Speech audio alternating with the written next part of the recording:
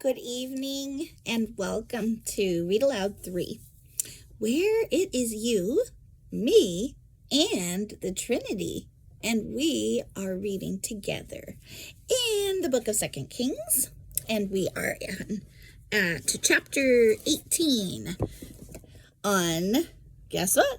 The 18th. I'd forgotten it was the 18th until I was realizing what chapter we're reading. I keep being a day behind lately. Okay, so it starts with the subtitle, Hezekiah Rules in Judah. Hezekiah, son of Ahaz, began to rule over Judah in the 3rd year of King Hosea's reign in Israel.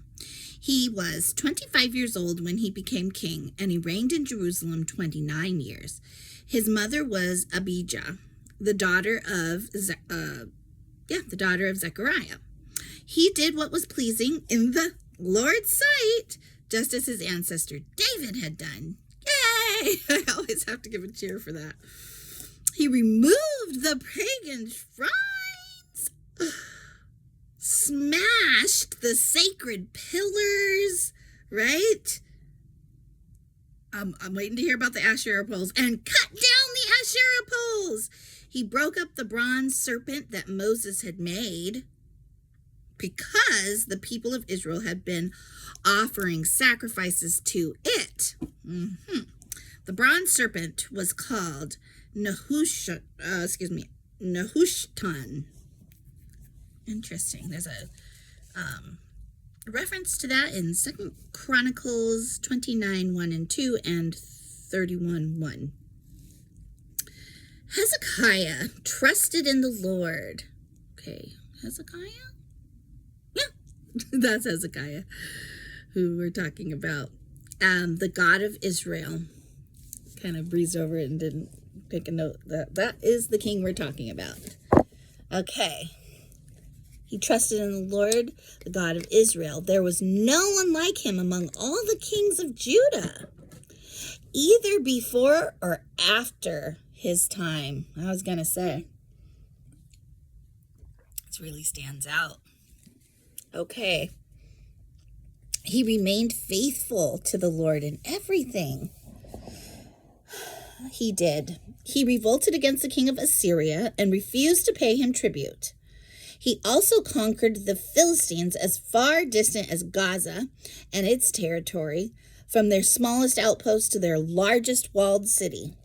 During the 4th year of Hezekiah's reign, which was the 7th year of King Hosea's reign in Israel, King Shalmaneser of Assyria attacked the city of Samaria and began to siege it. 3 years later, during the 6th year of Hezekiah's reign, and the 9th year of King Hosea's reign in Israel, Samaria fell. At that time, the king of Assyria exiled the Israelites to Assyria and placed them in colonies in Halah, along the banks of the Habor River in Gozan and the cities of the Medes, for they refused to listen to the Lord their God and obey him. Instead, they violated his covenant, all the laws that Moses, the Lord's servant, had commanded them to obey. Oh, gee. Is this still recording? I guess it is. It's telling me I'm low on battery. One moment. That's easier to fix than sometimes when it's running low on space. Okay. So great. Okay. And we ended there with obey. Okay. Assyria invades Judah. In the 14th year of King Hezekiah's reign, King Sennacherib of Assyria came to attack the fortified towns of Judah and conquered them. King Hezekiah sent this message to the king of Assyria in Lachish: I have done wrong. I will pay whatever tribute money you demand if you will only withdraw. The king of Assyria then demanded a settlement of more than... Okay, what's going on here? Sent the message to the king of Assyria, Lachish, I have done wrong. I will pay whatever tribute money you demand if you will only withdraw. Okay?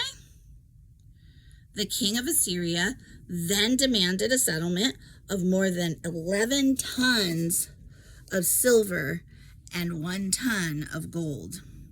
To gather this amount, King Hezekiah used all the silver stored in the temple of the Lord and in the palace treasury.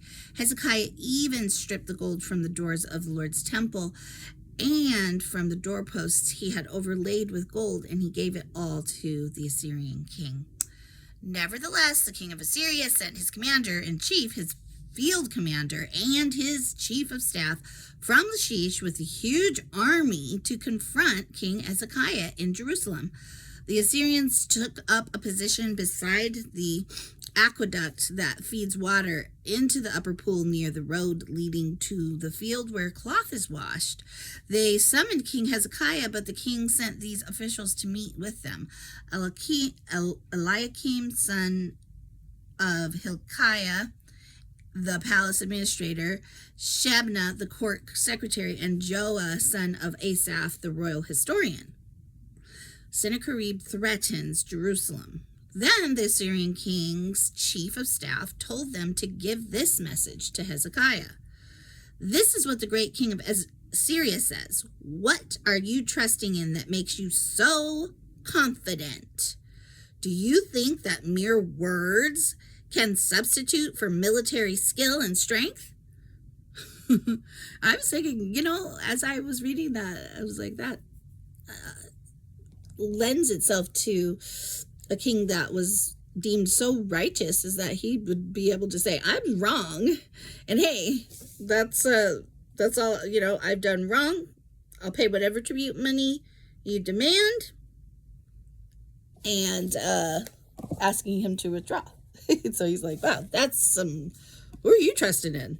Confidence. So he says, who are you counting on that you have rebelled against me? On Egypt. Oh, on Egypt? If you lean on Egypt, it will be like a reed that splinters beneath your weight and pierces your hand. Pharaoh, the king of Egypt, is completely unreliable. But perhaps you will say to me, we are trusting in the Lord, our God. But isn't he the one who was insulted by Hezekiah? Didn't Hezekiah tear down his shrines and altars and so that's what they're seeing, and make everyone in Judah and Jerusalem worship only at the altar here in Jerusalem? And they're just like, but people don't worship God like that. They have all these shrines and they have all these, so they're like, that was, instead of seeing it as an honor to God, they saw it as a rebellion, right? Or an insult. I'll tell you what, strike a bargain with my master, the king of Assyria. I will give you 2,000 horses if you can find that many men to ride on them with your tiny army. How can you think of challenging even the weakest contingent of my master's troops, even with the help of Egypt's chariots and charioteers? What's more, do you think we have invaded your land without the Lord's direction? The Lord himself told us, attack this land and destroy it. Interesting. Then Eliakim, son of Hilkiah, Shebna, and Joah said to the Assyrian chief and staff, please speak to us in Aramaic, for we understand it well. Don't speak in Hebrew, for the people on the wall will hear. But Sennacherib's chief of staff replied, do you think my master sent this message only to you and your master? He wants all the people to hear it. For when we put this city under siege, they will suffer along with you. They will be so hungry and thirsty that they will eat their own dung and drink their own urine. Then the chief of staff stood and shouted in Hebrew to the people on the wall, listen to this message from the great king of Assyria. This is what the king says. Don't let Hezekiah deceive you. He will never be able to rescue you from my power. Don't let him fool you into trusting in the Lord by saying, At first he's saying he found the Lord, but now he's saying don't let him fool you into trusting in the Lord. So he's like double talking, right? The Lord will surely rescue us. The city will never fall into the hands of the Assyrian king. Don't listen to Hezekiah. These are the terms the king of Assyria is offering. Make peace with me, open the gates and come out. Then each of you can continue eating with your own grapevine and fig tree and drinking from your own well. Then I will arrange to take you to another land like this one, a land of grain and new wine, bread and vineyards, olive groves and honey. Choose life instead of death. Don't listen to Hezekiah when he tries to mislead you by saying, the Lord will rescue us. Have the gods of any other nation ever saved their people from the king of Assyria? What happened to the gods of Hamath and Arpad? And what about the gods of Sepharvaim?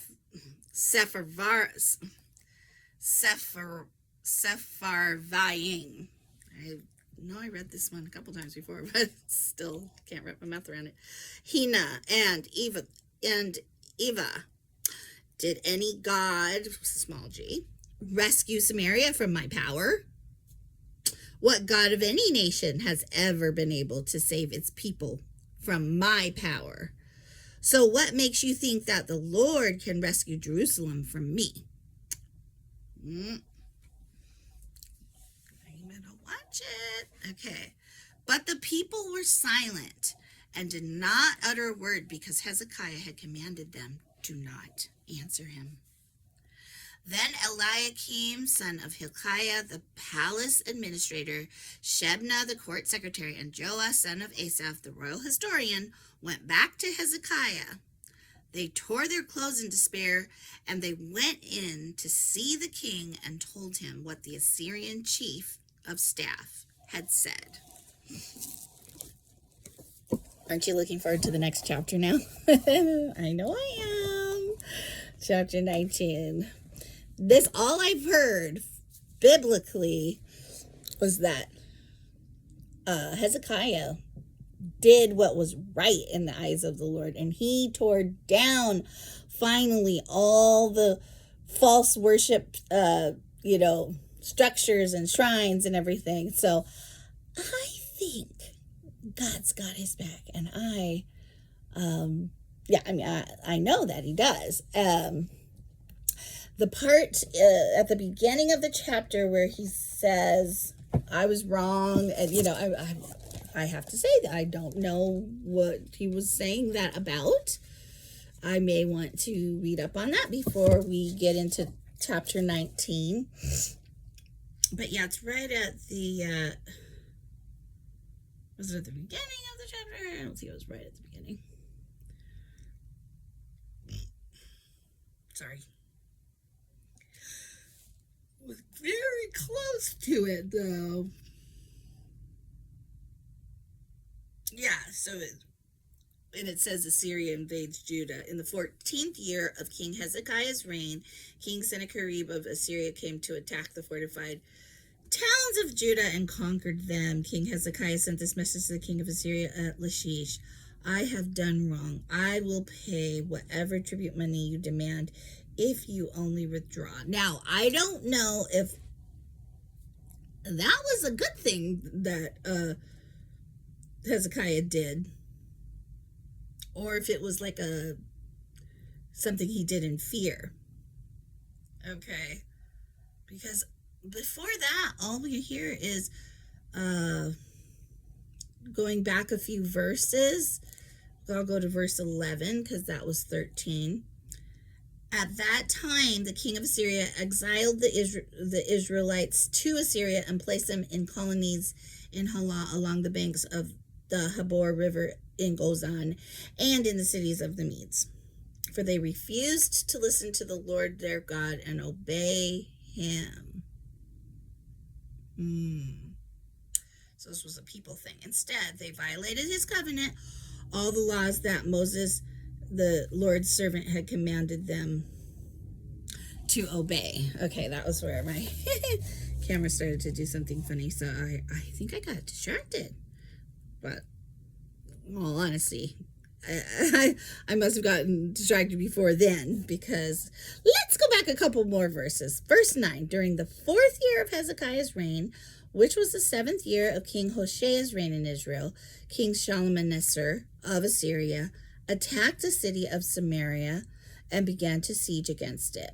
3 years later, during the 6th year of King Hezekiah's reign and the 9th year of King Hoshea's reign in Israel, Samaria fell.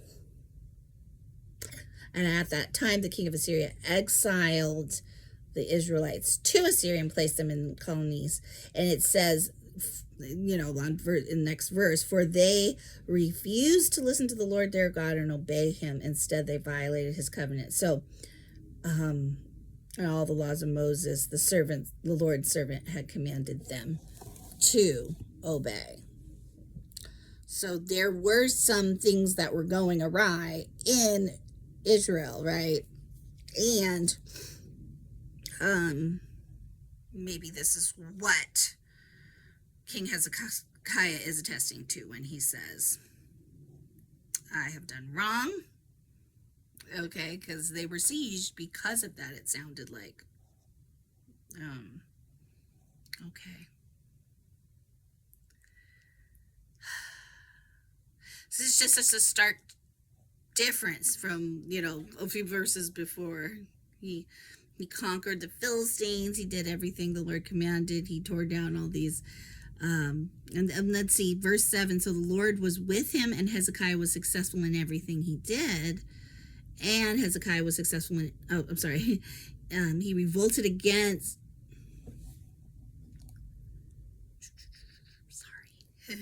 he revolted against the king of Assyria and refused to pay him tribute. And this seems to be what he has said he did wrong. And I'm not sure why. Okay. I thought that was a good thing. So it may be that he's doing that out of fear. Let me do a little bit of more reading and see what's going on. I think it's gonna probably get straightened out. And I mean, for me, in chapter 19, if I just keep reading. But either way, we will continue from where we left off. Please join in the discussion, and I'll be back tomorrow. Have a good night.